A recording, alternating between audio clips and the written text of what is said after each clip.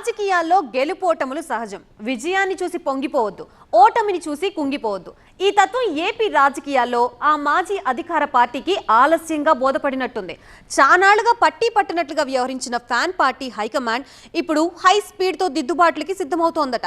అందుకు ఇటీవల పరిణామాలే నిదర్శనంగా కనిపిస్తున్నాయి. ప్రత్యర్థుల్ని ఎదుర్కొనేందుకు పక్కా వ్యూహంతో ముందుకు వెళ్లే ఆలోచనలో ఉన్న అధినేత అవసరమైతే భారీ ప్రక్షాళనకి కూడా సై అంటున్నారట.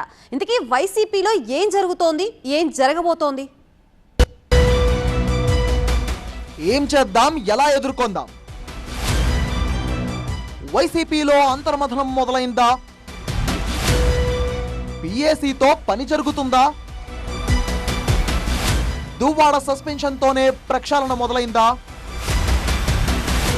సార్వత్రిక ఎన్నికల్లో 11 అసెంబ్లీ స్థానాలకు పరిమితమై అసాధారణ అనూహ్య ఓటమిని మూటగట్టుకున్న వైసీపీ ఇంకా తేరుకున్నట్టు కనిపించడం లేదు. 5 ఏళ్ల పాటు అధికారంలో హవా నడిపించిన చాలా మంది నేతలు అది పోగానే ఫ్యాన్ కింద నుంచి చల్లగా జారుకున్నారు. దీంతో కకావికలమైన వైసీపీ కేడర్ దిక్కుతోచని స్థితిలో కొట్టిమిట్టాడుతున్న పరిస్థితి కనిపిస్తోంది. ఏ నియోజకవర్గం చూసినా ఏమున్నది గర్వకారణం అన్నట్టుగా చాలా చోట్ల వైసీపీని నడిపించే నాయకుడు కరువయ్యాడంటే అతిశయోక్తి కాదు. ఎన్నికల ముంగిట మార్పులు చేర్పులు కారణంగా దెబ్బతిన్న నాయకులు మళ్లీ నియోజకవర్గాల వైపు చూసేందుకు భయపడుతున్నారు. ఈ పరిస్థితిని గమనించిన వైసీపీ హైకమాండ్ గతంలో తీసుకున్న మార్పులు చేర్పుల నిర్ణయంపై పునరాలోచన చేసింది. అందుకే చాలా మంది నాయకుల్ని తమ సొంత ఇలాఖాకు పంపింది. పార్టీని మళ్లీ గాడిలో పెట్టేందుకు ఇన్ఛార్జీలను, జిల్లా అధ్యక్షులను కూడా మార్చింది. కొన్ని చోట్ల కొత్త వారిని నియమిస్తే మరికొన్ని చోట్ల ఉన్నవారితోనే సర్దేసింది. అయితే ఎన్ని ప్రయత్నాలు చేసినా పార్టీ మాత్రం ట్రాక్ లోకి రావడం లేదు అనేది వైసీపీ వర్గాల్లో వినిపిస్తున్న మాట.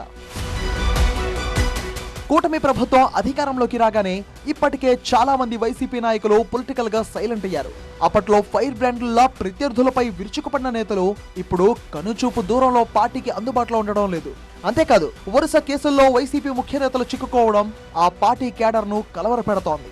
మాచర్ల మాజీ ఎమ్మెల్యే పిన్నెల్లి రామకృష్ణారెడ్డి, మాజీ ఎంపీ నందిగాం సురేష్లతో మొదలైన అరెస్టుల పరంపర వైసీపీని వెంటాడుతూనే ఉంది. టీడీపీ ఆఫీస్పై దాడి కేసులో గన్నవరం మాజీ ఎమ్మెల్యే వల్లభనేని వంశీ, ఆ తర్వాత సోషల్ మీడియా పోస్టుల కేసులో పోసాన కృష్ణమురళి, ఇటీవలే మరో కేసులో గోరంట్ల మాధవ్, ఇలా నాయకులు వరుసగా అరెస్టు కావడం వైసీపీని మరింత ఇబ్బందుల్లోకి నెట్టింది. వీరిలో పిన్నెల్లి, నందిగాం, పోసాని బయటకు వచ్చినప్పటికీ వల్లభనేని, గోరంట్ల మాధవ్లు ఇంకా జైల్లోనే మగ్గుతున్నారు. దీంతో ఇతర కీలక నేతలు మాట మాత్రం పార్టీ తరపున వాయిస్ వినిపించేందుకు ధైర్యం చేయడం లేదు. అంబటి రాంబాబు, రోజా, కాకాని వంటి నాయకులు కూటమి ప్రభుత్వంపై విమర్శలు గుప్పిస్తున్నా అవి కేడర్లో ఏ మాత్రం బలం నింపలేకపోతున్నాయి అనే అభిప్రాయం వ్యక్తమవుతోంది. కేసులు వెంటాడుతుండడం, నేతలు వరుసగా అరెస్ట్ అవుతుండడం వైసీపీని కలవరపడుతున్నట్టుగా తెలుస్తోంది. అప్పట్లో సంచలనం రేపిన వైసీపీ ఎమ్మెల్సీ అనంతబాబు డ్రైవర్ హత్య కేసు కూడా పునర్విచారించేందుకు ప్రభుత్వం సిద్ధమవుతుండడంతో వైసీపీ నేతల గుండెలు గుబేలుమంటున్నాయి. బెయిల్ మీద బయటున్న అనంతబాబు మెడకు మళ్లీ ఉచ్చుబిగేయబోతుందనే టాక్ వినిపిస్తోంది. కేసులు, అరెస్టుల భయం ఒకెత్తైతే కీలక నేతలు పార్టీకి గుడ్ బై చెప్పడం వైసీపీకి మరింత ఇబ్బందిగా మారింది. బాలినేని శ్రీనివాసులు రెడ్డి, విజయసాయి రెడ్డి, మోపిదేవి వెంకటరమణ, పెండం దొరబాబు, అవంతి శ్రీనివాస్, ఆళ్ల నాని, గ్రంథి శ్రీనివాస్ వంటి కీలక నేతలు తమ దారి తాము చూసుకోవడం పార్టీని బాగా కుంగదీసింది. అయితే ఇంత జరుగుతున్నా అధినేత జగన్మోహన్ రెడ్డి మాత్రం లైట్ తీసుకున్నారు అనే అభిప్రాయం పార్టీ వర్గాల్లోనే వినిపిస్తోంది. ఎన్నికలు ముగిసి ఏడాది కావస్తున్నా పార్టీని మళ్లీ ట్రాక్ లో పెట్టేందుకు ఎలాంటి చర్యలు తీసుకోలేదు అనే ముచ్చట బలంగా వినిపిస్తోంది. అడపాదడపా ప్రజల్లోకి రావడం తప్ప పూర్తి స్థాయిలో పార్టీ పునర్నిర్మాణానికి ఆయన పునరంకితం కాలేదు అన్నది వైసీపీ కార్యకర్తల ఆవేదన. అయితే ఎన్నాళ్లకన్నట్టు పార్టీ విషయంలో జగన్ అలర్ట్ అయినట్టు ప్రచారం జరుగుతోంది. ఓటమితో ఢీలా పడి ఇప్పటికీ తేరుకోలేకపోతున్న కేడర్ ను పునరుత్తేజం చేయాలని నిర్ణయించినట్టు తెలుస్తోంది.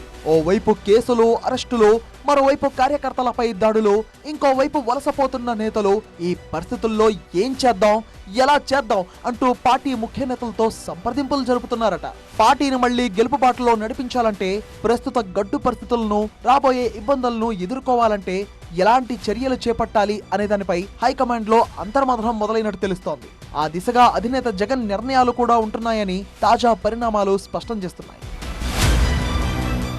ఓడిన పార్టీ కదా, ఏం చేసినా ఎవరేం చేయలేరులే అన్న లెక్కలేనితనాన్ని నాయకుల్లో చెరిపేసే విధంగా కీలక నిర్ణయాన్ని తీసుకున్నారు జగన్. పార్టీ క్రమశిక్షణ ఉల్లంఘించారనే కారణంతో పార్టీ వ్యతిరేక కార్యకలాపాలకు పాల్పడుతున్నారు అనే ఆరోపణలు వెల్లువెత్తడంతో ఎమ్మెల్సీ దువ్వాడ సీనును సస్పెండ్ చేశారు. తన కుటుంబ గొడవలతో, లేటు వయసు ఘాటు ప్రేమతో ఇటీవలే దువ్వాడ సీను పేరు తెలుగు రాష్ట్రాల్లో బాగా ఫేమస్ అయింది. అయితే అదే కారణమా మరేదైనా ఉందా అన్నది పక్కన పెడితే తన అనుంగు అనుచరుడు దగ్గరవాడైన దువ్వాడ శ్రీనుపై జగన్ సస్పెన్షన్ వేటు వేయడం రాజకీయ వర్గాల్లో, పార్టీ వర్గాల్లో కలకలం రేపుతోంది. పార్టీ పరువు తీయాలని చూస్తే లేదా తోక జాడిస్తే ఎవ్వరిని ఉపేక్షించేది లేదని సంకేతాలను శ్రేణులకు జగన్ స్పష్టంగా పంపినట్టు తెలుస్తోంది. అంతేకాదు పార్టీ ప్రక్షాళనకు దువ్వాడ సస్పెన్షన్ తోనే శ్రీకారం చుట్టారనే విషయాన్ని కూడా అధినేత స్పష్టం చేశారనే అభిప్రాయమూ వ్యక్తమవుతోంది.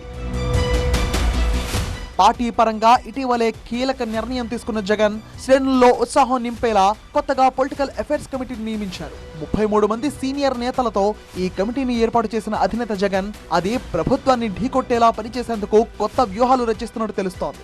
2024 సార్వత్రిక ఎన్నికల ఫలితాలతో నిస్తేజంగా మారిపోయిన పార్టీ శ్రేణుల్లో ఈ కొత్త కమిటీ జోష్ తీసుకొస్తుందని వైసీపీ బాస్ భావిస్తున్నారు. కొడాలి నాని, తమ్మినేని సీతారాం, బొత్స సత్యనారాయణ, అంబటి రాంబాబు, రోజా, పేర్ని నాని వంటి పొలిటికల్ అగ్గిపరాటాలతో ఈ కమిటీని నింపేసిన జగన్ దాని ద్వారానే ఇకపై పార్టీ పోరాటాలు చేసేలా ప్లాన్ చేస్తున్నట్టు తెలుస్తోంది. ప్రభుత్వంపై పోరాడేందుకు అవసరమైన వ్యూహాలన్నీ ఈ కమిటీ ద్వారానే అమలు చేయనున్నట్టు తెలుస్తోంది. వాళ్ళు ఇస్తానన్న వాగ్దానాలు పక్కన పెట్టి కేవలం జగన్మోహన్ రెడ్డి గారిని, వైఎస్ఆర్సీపీ నాయకుల్ని అనగదొక్కాలనుకునే దుశ్చర్య ప్రజాక్షేత్రంలో ప్రజలు తేల్చుకుంటారు, మేము తేల్చుకుంటాం. అంతేకాని ఎవ్వరూ భయపడేది లేదు. ఖచ్చితంగా వైఎస్ఆర్సీపీ నాయకులు, కార్యకర్తలకి చెప్తున్నాం, ఈ విష ప్రచారం, ఈ అక్రమ కేసులు, ఈ అక్రమ అరెస్టులు గతంలో కూడా మనం అందరం చూసాం. దీనికి ఎవరు జంకేది లేదు. కాపు ఉద్యమ నేత ముద్రగడ పద్మనాభానికి పార్టీలో కీలక పదవి అప్పగించడం కూడా జగన్ కొత్త వ్యూహంలో భాగంగా తెలుస్తోంది. ఆయన్ను వైసీపీ పొలిటికల్ అడ్వైజరీ కమిటీ సభ్యులుగా ప్రకటించిన జగన్ కీలకమైన కాపు వర్గం పార్టీకి దూరం కాకుండా వ్యూహాత్మకంగా వ్యవహరించారు అనే చర్చ జరుగుతోంది. ఎన్నికలకు ముందు వైసీపీలో చేరిన ముద్రగడ పార్టీ ఓడిపోయినా యాక్టివ్ గానే ఉంటున్నారు. ఇప్పటికే ఆయన తనయుడు ముద్రగడ గిరి పత్తిపాడు కోఆర్డినేటర్ గా కొనసాగుతున్నారు. ఇప్పుడు ముద్రగడ పద్మనాభానికి సైతం పార్టీలో కీలక బాధ్యతలు అప్పగించడంతో ఆయన అనుచరులు ఫుల్ ఖుషి అవుతున్నారు. ఇది భవిష్యత్తులో పార్టీకి మంచి చేస్తుందనే భరోసాతో ఉన్నారు.